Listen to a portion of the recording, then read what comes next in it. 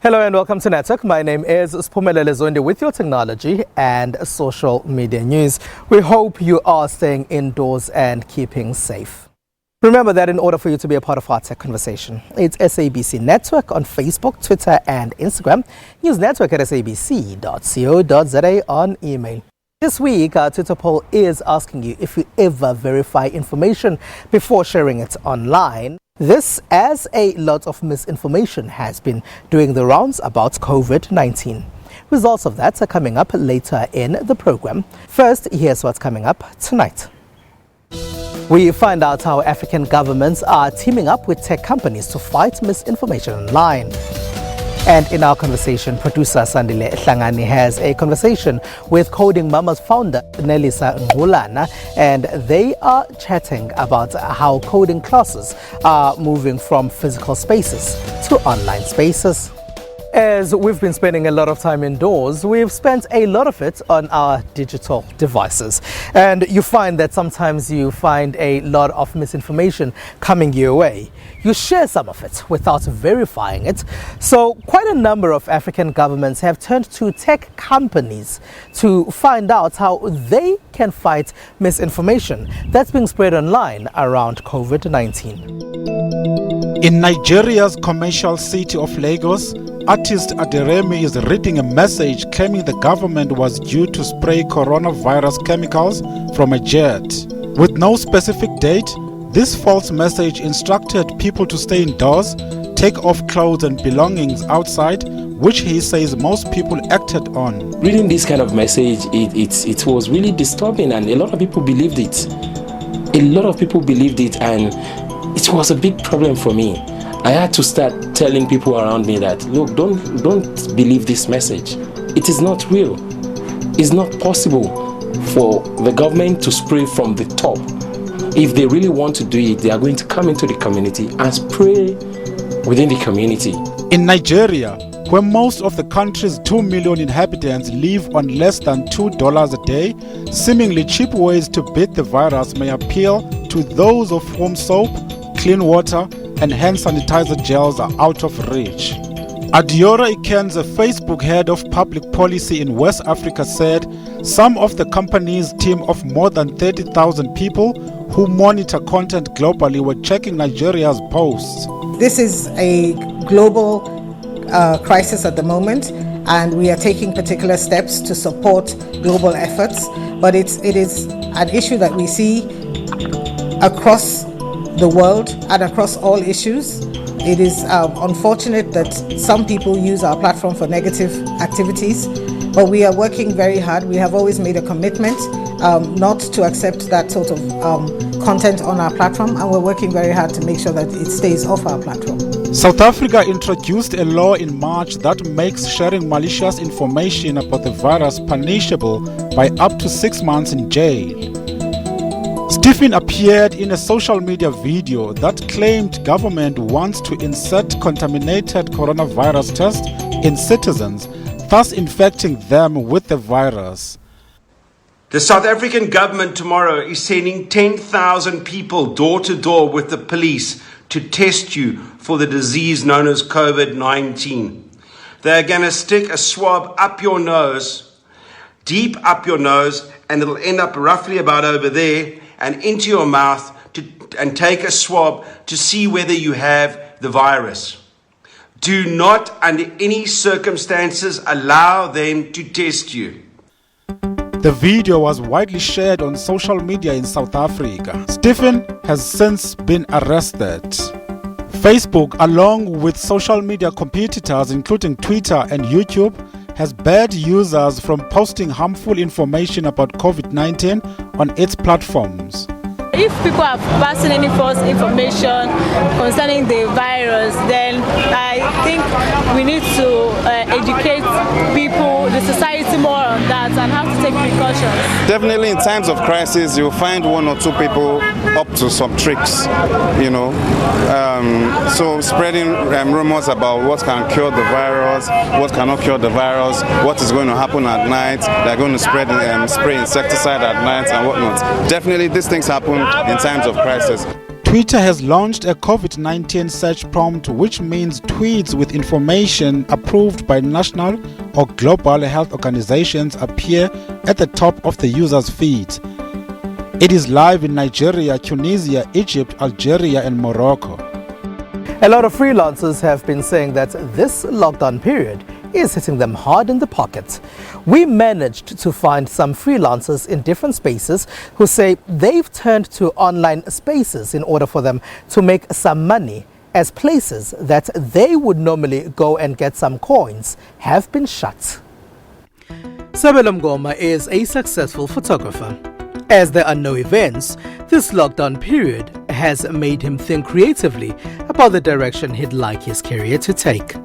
I started a course in digital marketing, so this will help me improve my skills, improve the business, and also learn something new. Kulego Intro B Kumalo puts together some of the most popular events in Durban. He too has had to find other ways to keep busy.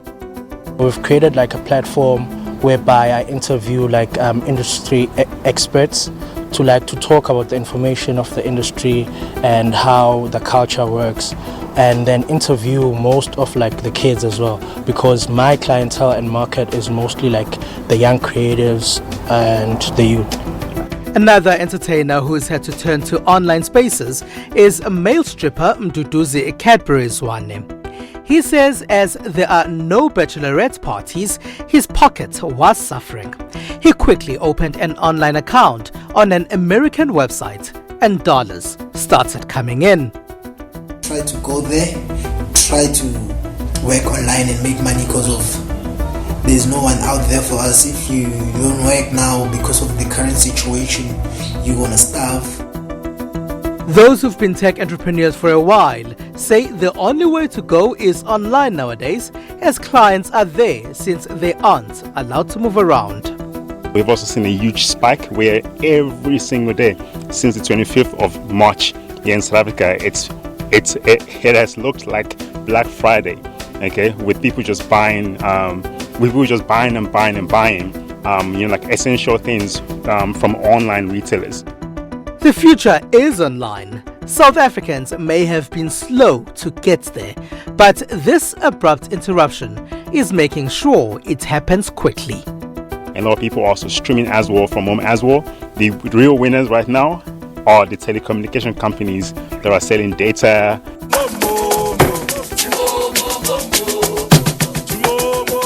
The struggle has also been keeping people indoors. Simon Zama has turned to animation to appeal to township communities. He often does motivational speaking work. A sense of humor, it's always important to have it all the time. In as much as we are caught up in this space whereby we are like in a hard place and a rock, but we need to make sure that we have a bit of a humor so that we can relax. There's too much panic and it's going to be detrimental into our health. Therefore, comedy, fun must always be there. As we get used to our new, mostly temporary lives, what's clear is that COVID-19 will change how we do most things, and our adoption of many technologies in several aspects of work will stay post this period. Some of your favorite celebrities told us how they're keeping busy by using technology. My name is Siam Hlongo from Ukhozi FM. I do a midday show called 12 to 3 Cafe. So during this lockdown, in order to keep myself entertained with technology, I've added more time that I spend on YouTube. I've registered a TikTok account, but I'm yet to post a video. And I'm actually this week adding my second video on my YouTube channel. I've also, I'm trying to sort out my PSP. I just need to go home and get it. And I've used the opportunity to take my mother to get her social grant, and while I'm there, I'll get my PSP. That's how I'm keeping myself entertained with technology. And yeah. Hi, my name is Mogani Kumete. I'm a defender from Amazulu. And my piece of technology is my phone, because I can't do anything without my phone, because I receive emails, Instagram, any kind of social media. So my phone is my baby. Hi. Hi there, my name is Salvianse Mkhize. I come from the mighty Ukhozi FM. It's a lot of watching of these international shows. It's a lot of surfing as well on the net. It's a lot of being on YouTube. So yeah, that's other accounts. Yes, exactly. Oh yes, the other accounts that I won't mention on TV as well. What's up? This is your boy Shemza, and I'm here to show you guys my favorite technology gadgets, which are my Pioneer DJ M900 Nexus 2 mixer and my Pioneer RMX 1000. The reason I like this equipment is that I get to play a lot. There's a lot of buttons and effects that they have, and this also enhances what the mixer can do. So having both these gadgets for me make my sets more impactful, and I can play around with a lot of music and make it sound and interesting for you guys. I hope everybody's safe. Please be safe. We love you. We hope to see you safe again after I don't know how long.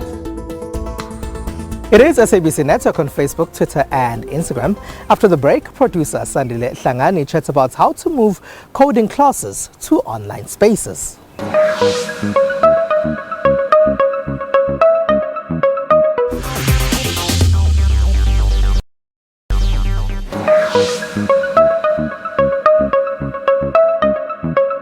It is SABC Network on Facebook, Twitter and Instagram. Welcome back. Let's find out now how some high school students are keeping busy as they are not in school at the moment. A lot of them have turned to digital spaces in order for them to continue with their schoolwork. Our teachers arranged a Google Classroom as well as like WhatsApp groups for every subject. They send work daily, and as well as past exam papers, and today so those past exam papers help us with revision. We are using our gadgets as an object in order for us to continue with our studies, but it is quite easy to use it because there's this new app that they have made us use, which is Google School that we are using. But I find it is easy to use, but in my own opinion, I think it's quite hard because you can't easily go to the teacher for him or her to make you understand much better than you understand now. I survived due to studying at Google Classroom, another social media platform, and in a TV program called The Mindset. Certain concepts I do understand, but it's quite difficult as I'm new in this because I've never been used to studying via the internet. I'm used to manual theory and tutorials. So all they're doing is giving us activities and we have to read by ourselves, and it's quite difficult at times because we don't understand, but then again we can ask them through the WhatsApp groups that they have created for us. Producer Sandile Hlangani has a conversation now with Nelisa Ngulana, who is one of the founders of Coding Mamas. They often teach women how to code in physical spaces though, but they've moved what they would do in the physical world to online spaces as people can't meet at the moment.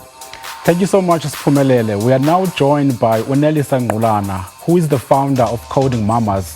Thank you so much for joining us, Nelisa. Thank you for having me. Why is e-learning critical during this time? So because people are not able to learn face-to-face or be in contact, they can use this time while they're at home to learn online, which means that obviously people can pace themselves, they can self-assess, and instead of sitting at home, they can use this time to learn. So do you think coronavirus has changed education for the foreseeable future? Absolutely. I mean, I think it is testing our capability in terms of how much we're able to do without in-person interventions, because much of how education is delivered in the country is via in-person, in-contact sessions, and often online is used as a support to that. It's hardly been the main way of teaching or learning. So tell us about the work that you are currently doing as Coding Mamas. Okay, so currently, normally what we do is we host face-to-face workshops where moms and kids come together into a space and learn. So we've converted those into virtual workshops where people can join in a group session led by a facilitator and learn how to build an app or a website online. So how effective are those online classes? They've been great. They've been very, very great. We haven't had any problems so far. We've run a few since the year began. Those have been working seamlessly. What that means for us is that we're able to have more experts across the different topic. A person doesn't need to travel to where the participants are, and participants can join in from anywhere in the country. Whereas before, we had to obviously travel to each province to interact with people. So do you think, Nelisa, South Africa as a country was ready for this shift? No, we weren't. I mean, it doesn't look like we are. And also considering that data costs are still high, many people are still not able to access these platforms online. Smartphone penetration as well. Not everyone has a smartphone to be able to access these online learning platforms. Connectivity is still an issue depending on where you are in the country. That determines whether you can or can't connect. Having said that, do you then think that it is time for the government to make online learning an institutional mandate? Absolutely. I mean, I think already what has been done is that a government in partnership with Telkom, they've already started zero rating some websites so that people are able to access information. Higher education institution websites are also free to access so that students are able to do their work from home. So do we have any useful resources for parents, especially for those in remote communities? Yes, so there are a few. Vodacom has the e-classroom, which is a very easy-to-use application online. The Department of Basic Education has released a long list. Book Dash and Nalibali have free access to books so that parents can download those for their kids. So there is a long list of resources that the Department of Basic Education has made available. So who qualifies to join Coding Mamas? Well, our intention, we created the platform to assist moms, both working and unemployed, to be able to learn digital skills and also for them to be able to bring their kids along when they learn. But at the moment, in fact, in our last workshop, we had a dad who joined in. So at this point, anyone who's available and wants to access our platform is able to.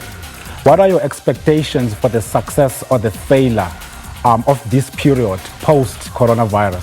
So I think for us, a measure of success is that we're able to give people a skill that they're able to use beyond this. And some of the solutions that we're building via the virtual hackathon today, we help businesses, especially entrepreneurs, to build through tech solutions. Is that the tech solutions that we're building, people will continue to use them beyond the coronavirus time. Nelisa Ngulana, thank you so much for making time to talk to us. Thank you.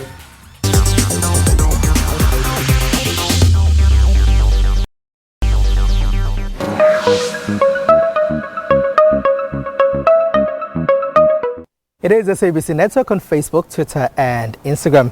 Here's what else took place in the rest of the world in the technology space.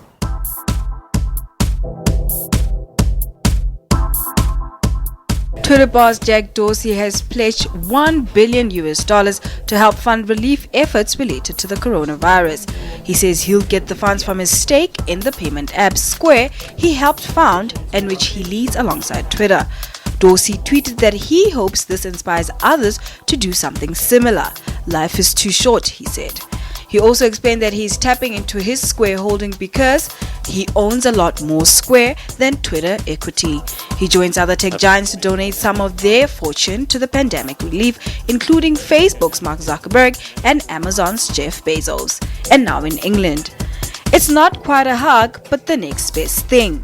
The residents in British care home are embracing video calls to stay in touch with friends and family as they face the possibility of weeks in isolation.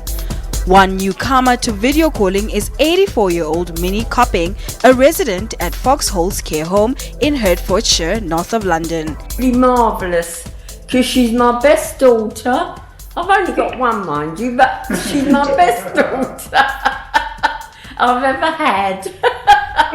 And she's always in charge when I'm not there of the family. Foxhole said they bought Facebook's portal system to make video calling easier for their residents who range in age from under 50 to over 100. So while family members are unable to visit elderly relatives in person, they're happy to rely on technology to bring them closer together. And now in Poland. The country has launched an app called Home Quarantine to enforce quarantine compliance for those returning home from abroad. The application sends an SMS to people under quarantine order and requires them to upload a photo within 20 minutes. The app uses facial recognition software and the location stamp on the photo to check on compliance. I am in quarantine after returning from holiday in Thailand. There are two ways the authorities control compliance. One, which I believe is mandatory. This has actually happened to me today. Police arrives, calls on the phone number provided on the form filled in when crossing the border. You are supposed to show yourself in the window or a balcony to prove you are where you are supposed to be.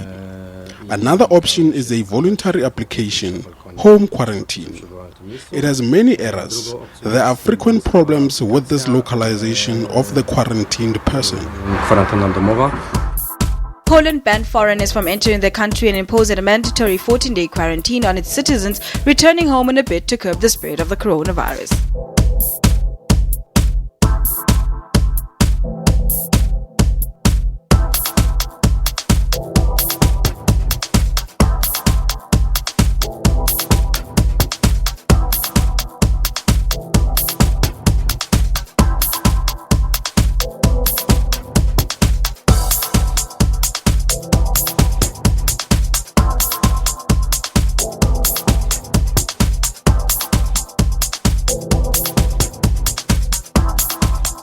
That's it. So that's all we have for you. Find us at SABC Network on Facebook, Twitter and Instagram. It's newsnetwork at sabc.co.za on email. From me, Siphumelele Zondi and the rest of the network team, stay indoors and stay safe.